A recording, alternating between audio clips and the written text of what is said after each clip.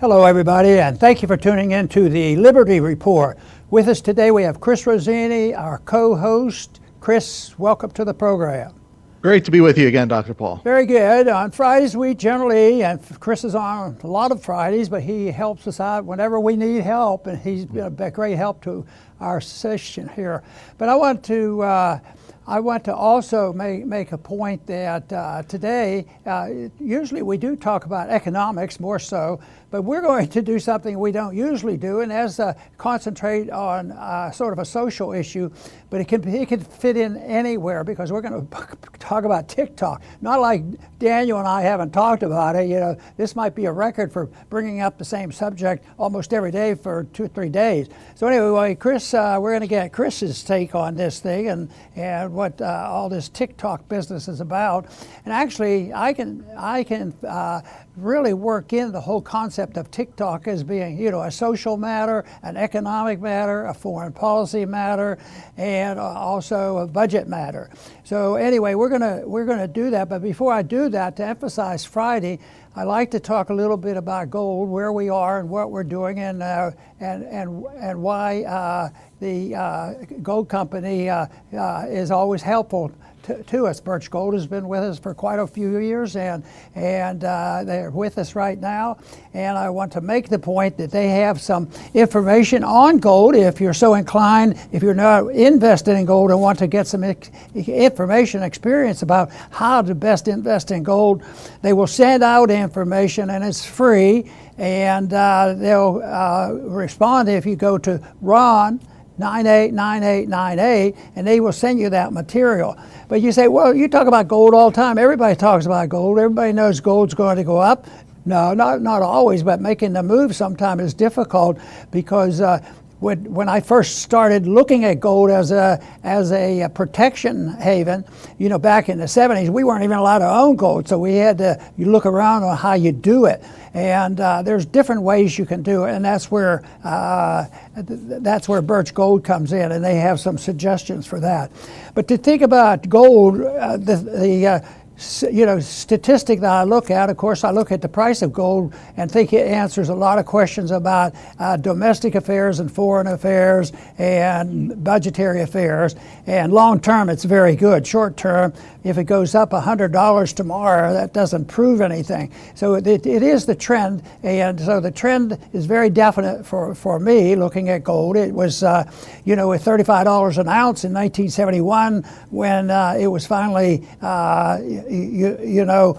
released from the dollar, no restraint on the dollar. But we weren't allowed to own gold for 4 years after that. So it's something that is important. But right now, if you look at the statistics, it's astronomical. You know, our national debt is $34.5 trillion. So I'd say that's a lot of dollars they put out there, and gold is always coming into the market, the world market, not so much our markets, because sometimes it's hidden from us on exactly what we have. But sometimes we sell gold when I think we should be buying gold to protect the dollar.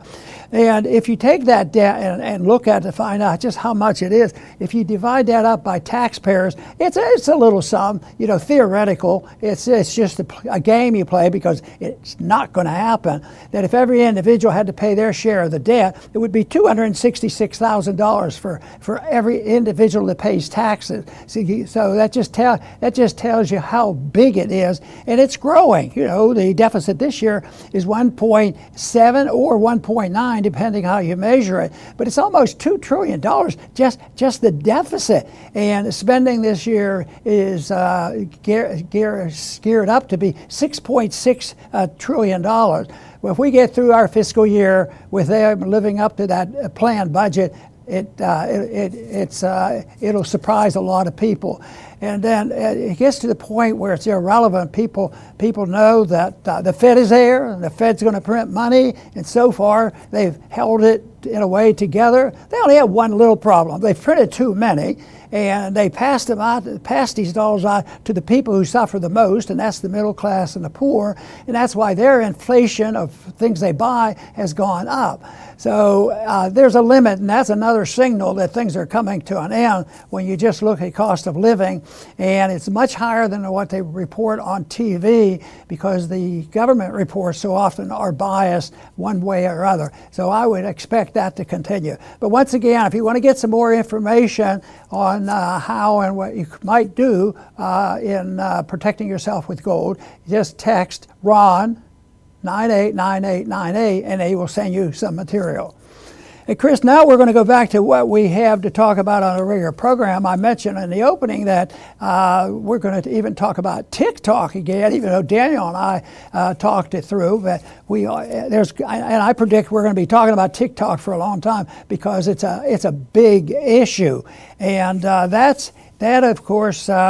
I don't voluntarily or often go to talking about a certain senator because he could take care of himself and I don't have to. But I am going to mention Rand today because he's really been outspoken on this issue of TikTok. And you say, well, what does he know about that? And people are furious because he's the only one that probably intends to even vote against it. So, but it passed overwhelmingly in the House of Representatives.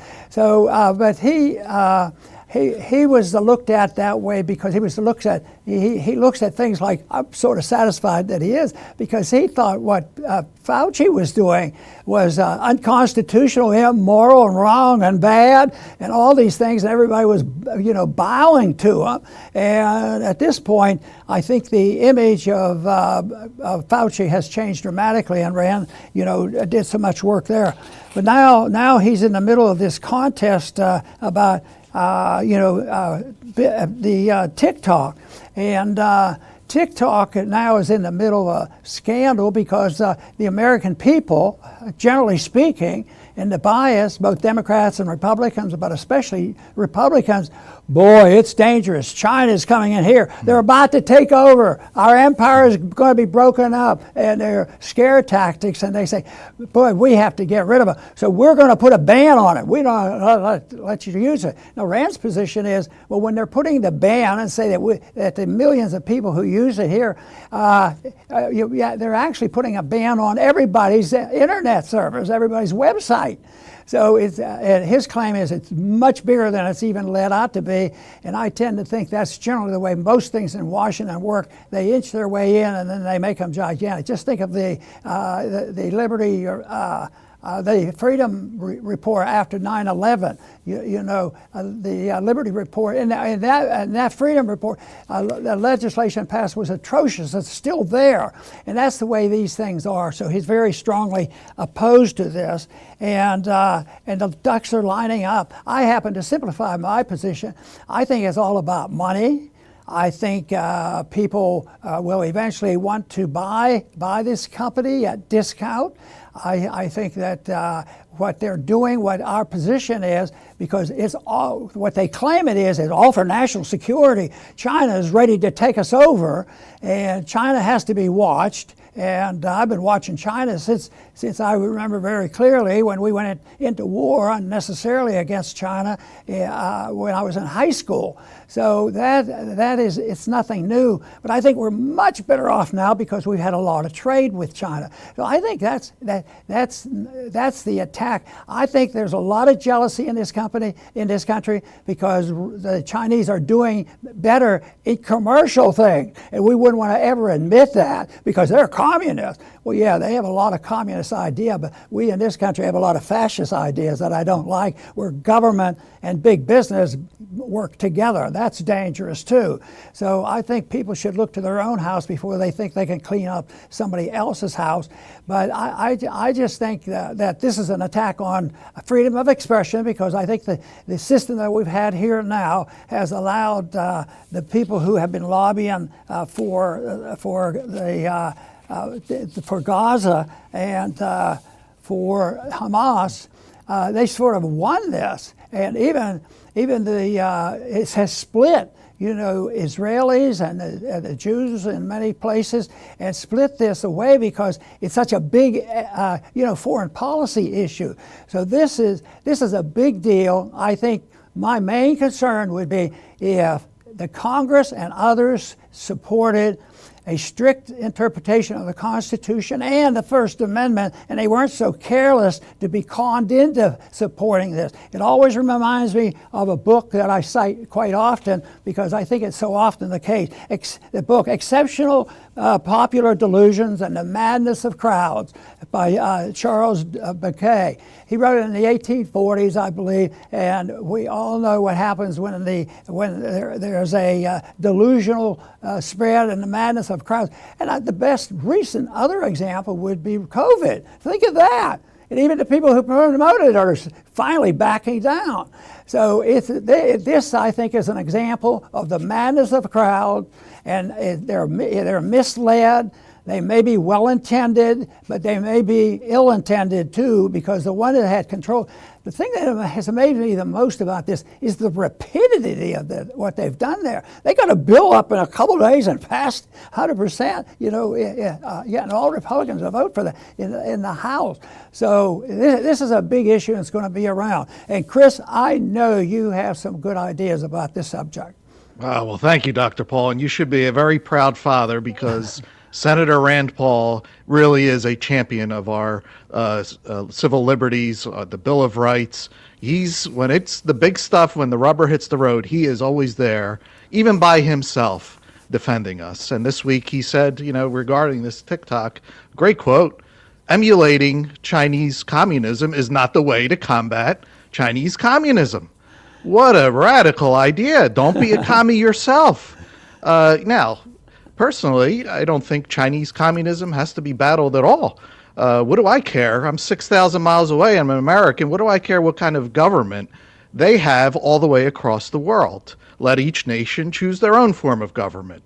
I definitely don't want our government to be communist.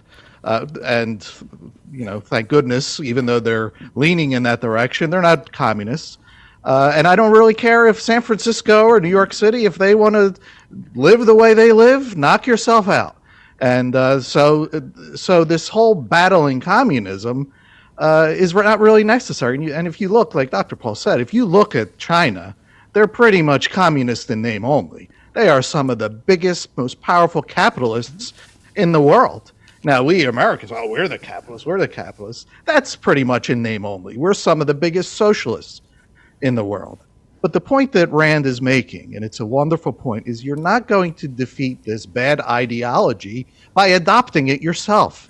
You're going to censor people. You're going to, give the president this terrible power of saying they're foreign influence. That's it. Censor them. Even though 100 million Americans use their service, and this whole idea that China is coming to get us. When you look at a map, China is surrounded by U.S. military bases. Are we surrounded by Chinese military bases? Not at all. If anybody should be worried, it's them. And we say over and over, bring our troops home, bring our troops home. But, the American people are so propagandized that this is a very tough battle to fight. To advocate for freedom, that's why Rand is largely alone, because the propaganda is so effective on the American people that they think that they have the right to go tell people all the way around the world how they should live. If you believe, or a lot of people do sincerely and even mistakenly, that Israel's losing this PR fight here, what's going on, and the Palestinians have gained. They have larger crowds coming out, and it is an issue. It's not going to be silenced easily. So they are saying, well, what do? We have to silence them. That's not dealing with the problem. Why has there been, this war going on in the Middle East for decades, if not years, many years? And it's going to continue because outsiders are trying to settle it instead of the people that live there. But that is a big problem. But when Rand got into that thing last night with Fox, it was interesting to know that one person I happened to listen to, I didn't listen to everything that was on the internet this morning, but Sink Uyghur who's a commentator. He happens to be a progressive, and I've been interviewed by him. And I always believed he was fair in his interview, and but he came to Rand's defense. So because he admitted, he said, well, tactics might be off a little bit. I wouldn't have done it the same way. But he said Rand's absolutely correct on this, and it's a First Amendment issue. So that's worth looking at because it gives a lot of information, and that's in a video that's on the TV today. But I think the people are lining up, and they have to demonize somebody. And right now they have been working very hard at it to demonize China, of course Russia, and this will add fuel to the fire and make it even worse. But if you ever look at, now one of Rand's points was he had a lot of trouble with kill meat on Fox. He says, who do you think owns it? And Rand had a list of the stockholders that owned it, and they weren't all, and none of them were Chinese officials. You know, there were even Americans owned some of this stock. So that's really what counts. So this is a game they play because they have to demonize people both for the money, because right now they're arguing, will they get money for the Middle East war? Are they going to get money for Ukraine? Are they going to get money for our border security here? Well, so far, the two foreign benefits seem to have more strength and more likely to get it. But my guess is they're going to get into, this is just a wild guess, that they're going to get into this final stage and they know they have to have this money passed. And I think they'll give it to the whole thing. They'll throw a token of it to the United States, as if we're the losers. The other three countries, Taiwan will get money and all, but we don't want to fund the wall. And that's where the real conflict is. But I just sort of think the way they do things up there is they'll at least give you the image that they took care of everybody and everybody's happy. But the more difficult is that we get into because of the bankruptcy we have and the bankruptcy of our ideas, the less likely it will be to just paper it over, give them more money, give everybody money. Not when you have a debt of $34 trillion and playing havoc with our middle class and the poor. That spells trouble, and it's coming quickly. Chris? Right, Dr. Paul, yes. Unfortunately, Dr. Paul, Americans, we have a bad habit of becoming that which we fight against. So this new, you don't battle communism with communism. This is not something new. You can go back to the Soviet era, and you have the conservative, so-called conservative, not really conservative, Bill Buckley, National Review, and during that time he said, quote, "We have got to accept the big government for the duration, for neither an offensive nor defensive war can be waged except through the instrumentality of a totalitarian bureaucracy within our shores." So this conservative, quote unquote, was calling for a totalitarian bureaucracy here in America in order to battle the Soviets. And that's what we did. We've got the FBI, the NSA, the CIA. We've got agencies galore. And look, that's what we're stuck with now. Not only are they used overseas, they're now turned inward on us. Okay, that's what happens when you create this totalitarianism, to battle totalitarianism out there. The same with this war on terror. Look who suffered as a result of it, with the Patriot Act, with surveillance on us, with the ridiculous TSA where you stand for an hour to take your shoes off to get groped. Meanwhile, look at the border and people are walking in with their shoes on, as best as I can tell, bringing in whatever they want, and that's it. And meanwhile, we're standing, taking our shoes off and getting groped. So do you see how you do not battle wrong by doing the wrong things? You don't battle tyranny by becoming a tyrant yourself. That's right. You would think by now that anybody who brags that they're constitutionalists, who take oath for office, just just about everybody takes that oath of office. Nobody seems to have paid much attention to it up there. But the Patriot has morphed into a monster. It has changed its name. It just grows, and they always build in deadlines for some of the provisions, but then they always renew it. It's always bipartisan. That's why I never get too excited about elections. But sometimes you can get to the point where one side is so bad you have to give it a little cheering. But I tell you what, for fundamental changes in this country, you're not going to find it 90% of the people that are in Washington. There are some good ones up there, but most of the people who study and learning this about economics, about a non-intervention foreign policy, and what real civil liberties mean, that you have to tolerate other people's behavior, even if you totally disagree with it. But the requirement is they can't hurt people. You can't go in. You can't go in and rob somebody and take stuff out of somebody's house. So you send the government, and then they call that an orderly system. But this TikTok has fallen into place for the people who want to bash China, because it's a China so-called organization and company, and that's all controversial. But you put TikTok together, and the American people seem to have responded super much with attacking and going after TikTok. And some of their arguments are flimsy, and yet they're doing that, but it fits right into the panel. It's China and TikTok, and the two together means that, boy, we better do something about this. We can't tolerate this much freedom. That's what it is. They don't see it that way. They wouldn't dare see it that way, that we're intolerant to freedom and letting people make up their minds and write the rules so that people are strictly held to their responsibility. Right now, we have a system that nobody gets blamed for what they do. They can rob banks and walk out in the street and have a party, and nobody touches them. So that doesn't exist in a free market society. People don't get away with doing whatever they want. They're not allowed to steal. They're not allowed to enter wars that aren't declared and supported by the people, and they're not allowed to interfere with the personal civil liberties of individuals. A free market economy means free trade, and not all this Mickey Mousing around and saying, and allowing the big corporations to fundamentally run it. We have a system which is corporatism, and that is the corporations and the governments are in bed together, super much so. And that means pharmaceuticals and drug companies and military companies. And the one thing Mises said, that if you have interventionism and you mix business and government together, it eventually becomes, corporatism becomes fascism. Now, there's a lot of terms thrown around. Who are the fascists? Who are the fascists? Everybody's a fascist, but they never define it.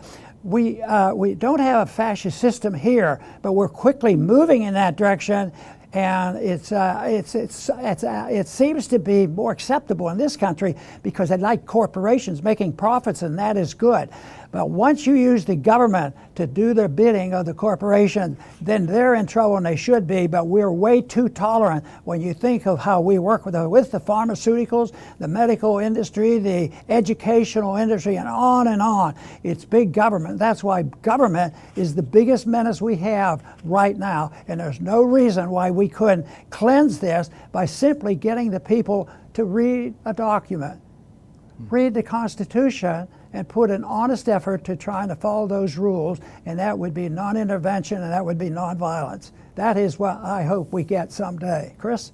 What a great statement, Dr. Paul. I will finish up with my closing statement. Yes, it starts locally, individually.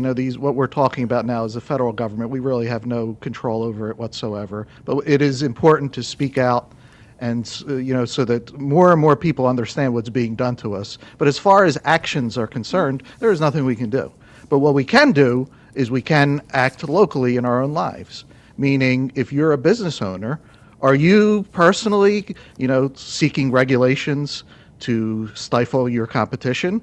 Are you seeking to create barriers of entry to keep competitors out? Are you looking for subsidies from the government? You individually. Are you looking for free welfare, health care, and everything else for free? Yeah, the government, I hate that they're $34 trillion in debt, but I really would like free health care for myself. Are you one of those people? Because that you have control over. You can't control DC, but you can control, your own passions for getting something for nothing. And we live in a disordered nation. It's sad to see. It's sad to see our nation go down like this, but it is a reflection of disordered individuals. COVID was a big wake-up call to see the types of people that we live around. There's a lot of petty tyrants out there that were ready to stick a mask on you, weren't letting you in the house unless you took a shot that didn't work. I mean, we have a lot of petty tyrants that live under this big disordered tyranny that lives in Washington. So the place to start is on our own lives, get our own lives in order as best as we can, and at best, you can set an example for other people to try to mimic you. And that's what our nation should do. At best, try to set an example for China and Vietnam and South Korea. Just set an example, and maybe they'll adopt what you're doing. This idea of you being a busybody and you're going to try to control them is failing. We're bankrupting ourselves. So it's time to turn around and get back to first principles, like Dr. Paul said. It's very simple. It's in the U.S. Constitution, and it's in the Bill of Rights. Chris, very good. I'm going to finish up by making a brief statement about Schumer. I know his name's been thrown around because just yesterday or the day before, he made it known on the Senate floor that Israel's not running their country right, and they ought to have a new election, and Netanyahu has to go, type of policy. And that seems strange. I mean, he's belonged to the Israeli coalition for a long time. He can't be more pro-Israel than he is. So why would he do this at this time? And it sort of seems like the division in the Democratic Party between the progressives and the progressives that support the Palestinian and the others who support Israel is getting to a big deal. And even the president had to vacillate. That's no big deal. We know that all the time. He flip-flopped. So he had to say, well, maybe Israel's overdoing it, that sort of thing. So I think Schumer is throwing out a fig leaf for a while to say that yes, the Prime Minister of Israel, Netanyahu, is in a little bit of trouble at home, and he's saying, well, maybe he's too much for him. So he wants to keep the door open and doesn't want to join on the bashing by the one half or more of the Democratic Party, the progressives that have a streak in them that they haven't fully gotten rid of, and that is an anti-war. They're not anti-wars, they just pick their factions on whom to support. But anyway, he came on his side, but I think he's thinking that when push comes to shove and they have that final secret deal in the budget room where they split it up and pass some bill in the middle of the night, that he will be on the side of what the people want. But it is interesting that all of a sudden but the first thing is, you could react and say, what business does he have?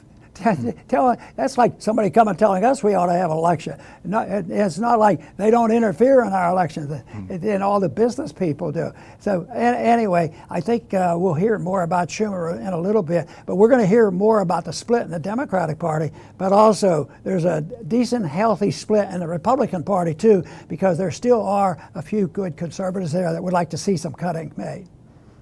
I want to thank everybody for tuning in today to the Liberty Report. Please come back soon.